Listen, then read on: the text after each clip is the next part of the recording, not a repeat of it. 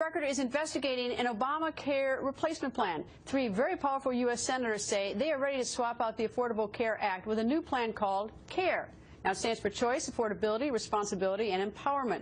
So how would CARE be any better than Obamacare? Well, let's ask the architects of this proposal. North Carolina Senator Richard Burr, Utah Senator Orrin Hatch, and Oklahoma Senator Tom Coburn. First, you, Senator Coburn, I should tell you right from the get-go that apparently the White House is rather dismissive.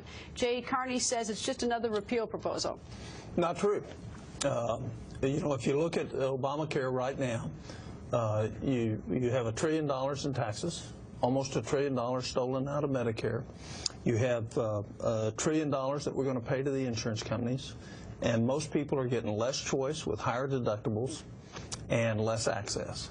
And so it's not a repeal. It's a plan that actually empowers people to make choices rather than government, allows states to be primal in terms of figuring out what we're going to do, and gives the states the authority and the money to be able to do that. Senator Hatch, President Obama is hoping that all the millennials are they're not going to buy iPads and iPhones, but instead they're going to buy health care insurance. Under your plan, who's paying? Well, he's found that that doesn't work, and under our plan, we actually will provide affordable tax credits so that people can actually buy their own insurance. And we actually will reform Medicaid so that it's a disastrous program right now, but we can reform it so that it will work. We will help the poor up to 300% of poverty to be able to get the subsidies that they need to be able to purchase their own insurance. And frankly, we have a much better format and approach towards solving these problems economically and from a health care standpoint as well. Plus, we do something about medical liability or medical malpractice. In other words, we would do something about the unnecessary defensive medicine that basically runs the costs up dramatically into the tune of hundreds of millions of dollars every year. I used to be a medical liability defense lawyer. We would tell doctors, you just better have every possible thing you possibly can in your record so that you can show that you went way beyond the standard of practice in the community. Senator Burr, 48 million people are uninsured, which apparently was one of the reasons President Obama wanted Obamacare. Under your plan, with those 48 million that hypothetically didn't have insurance for Obamacare, would they be covered? Greta, they'd have a better chance of being covered under our plan than they do the President's plan. Everybody estimates that under the President's plan there's 36 million, when it's fully implemented, uninsured. And the fact is that we do something novel. We address the cost of health care.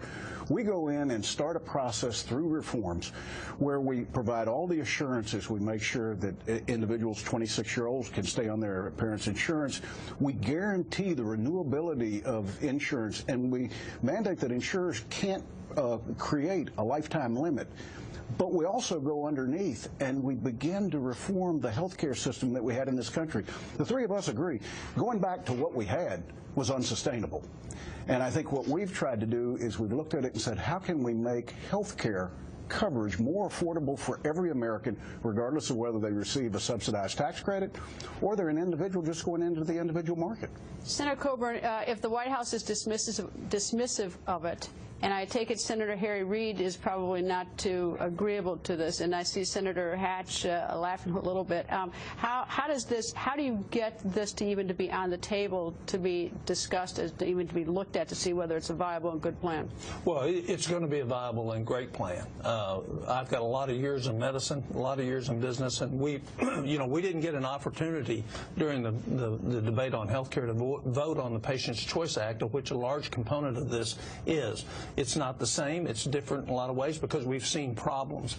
I expect them to be dismissive. We're not going to get rid of Obamacare until President Obama is no longer president.